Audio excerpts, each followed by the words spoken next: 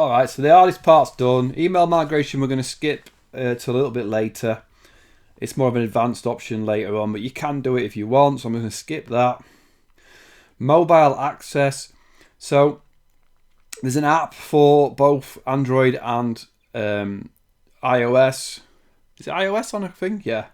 And so you can upload those apps, and you just put in your email address and your password, and it will automatically sync with it.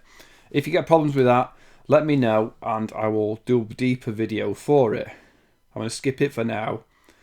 Add to Zoho 1. Now what I did is, at this point, it would jump you back to your account and say associate with your account.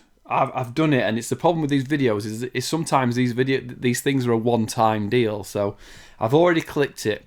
It's going to say somewhere in your account, associate with your account, and it'll give you that email address. Okay, so just click associate, right, and configure, and that's it, right? So that's Zoho's set up, and now I'll go into how to use it. All right, proceed to access Zoho Mail.